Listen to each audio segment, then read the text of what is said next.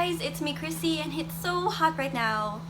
Oh my gosh, it's like practice for knowing what an egg feels like when it's being fried. And like other people have compared it to a monthly free trial to hell, and I kind of agree, so I'm gonna try to not go there. Anyway, so I recently went to the bookstore. I was also lent and given books by friends, so I will show you guys what they are. Let's start with the used bookstore haul. So I was able to find C.S. Lewis and Mere Christianity, The Crisis That Created a Classic by Paul McCusker. This is like a sort of biography type thing. There's pictures. Where's the picture? The pictures are here. Pictures are here. Here they are. So yeah, I really can't resist a biography with pictures. I don't know why. It's like my kryptonite. I just have to get it because pictures.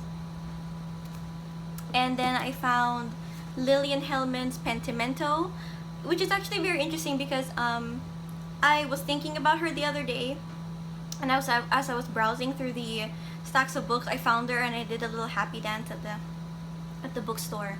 So I think this is the sequel to An Unfinished Woman, but I'm not sure. So if I am right, don't say anything. If I'm wrong, correct me. And then this next one, I was thinking how it's very useful to have just at home or just to read it.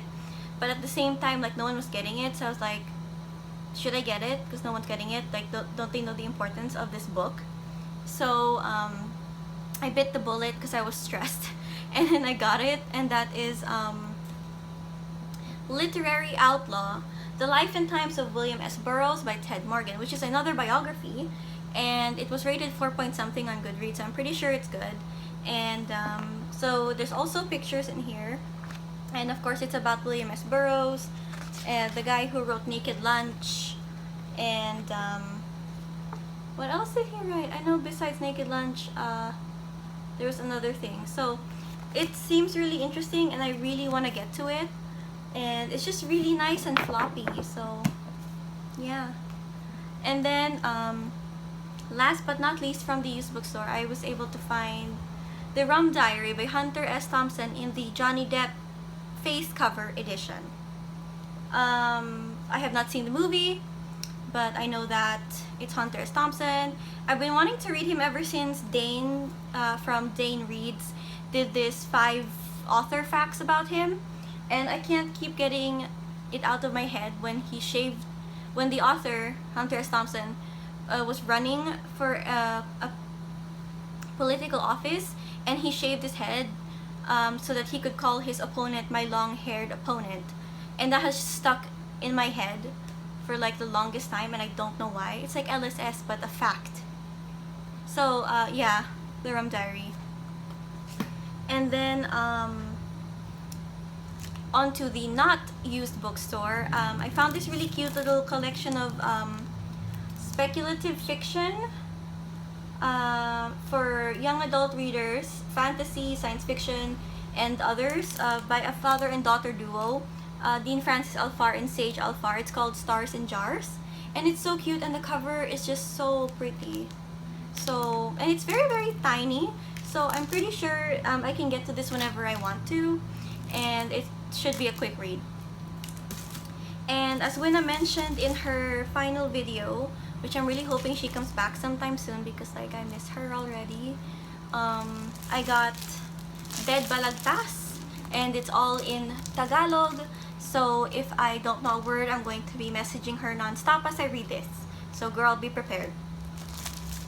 And she said that you don't really need to know Tagalog to read it, but it would help if I had a translator. So yeah, because it's not my mother tongue.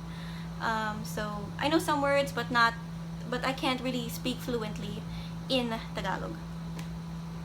And up next is a Rehaul. I actually bought this from the person who gave it back to me. It's a long story, but anyway, you know my book BFF Remas. He was about to leave the country, and so he wanted to reread a certain book that I bought from him. So I lent it to him, and before he left, he gave it back, and that is Cat's Cradle by Kurt Vonnegut, and I still have not read it, and he has already read it twice. So yeah. And these next two is from a book sale from a friend on Instagram. Hi Sarah, I know you're watching. She was selling her Joan Didion's, and I just couldn't not buy them because Joan Didion, and I saw how expensive she was at Fully Booked, and so when Sarah was selling them for a much nicer price, I decided to pick it up. She explained that they were I asked if they were good, and she said it's very American, and I'm pretty sure I know what she means because after reading Play It As It Lays, also by Joan Didion, I can kind of grasp what she means, but I'm still really excited to get to them, and that is Slouching Towards Bethlehem and The White Album, both by Joan Didion. And it's shiny because I don't want to remove the plastic. Children. And last but not least is a borrowed books haul. Not from the library, but just from my friends.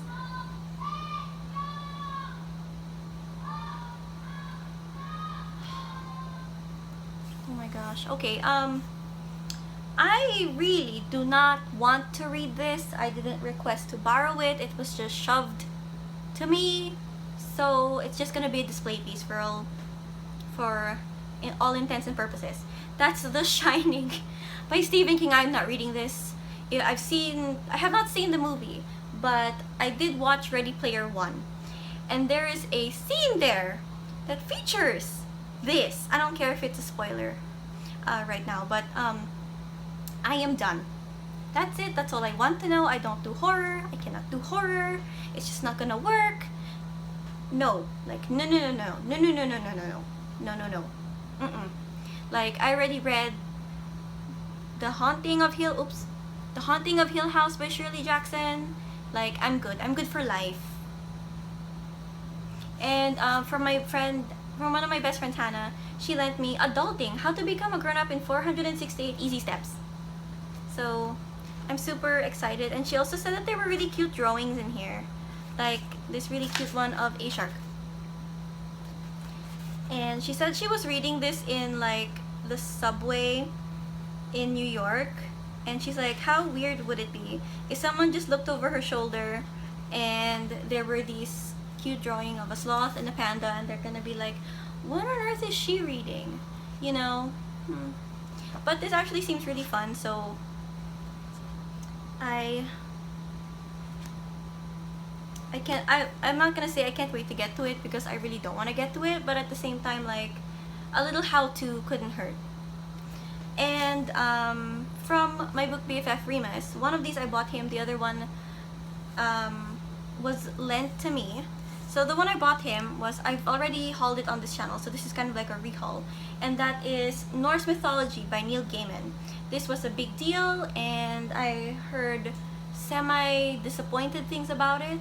So, but now that I know that Neil Gaiman writes his books with a certain gender in mind, like this, like American Gods is a very male book. Not it's meant for that specific gender, but just that the book itself has a gender. So, again, thank you to Dane Reed for the bookish author facts. So yeah, so I think maybe now that I understand what he does with his books, the character he gives it, maybe I will be more forgiving as I read this. And last but not least, Men Without Women by Haruki Murakami. I'm kind of just really glad I didn't buy this because I heard that he doesn't know how to write women and or says bad things about women, and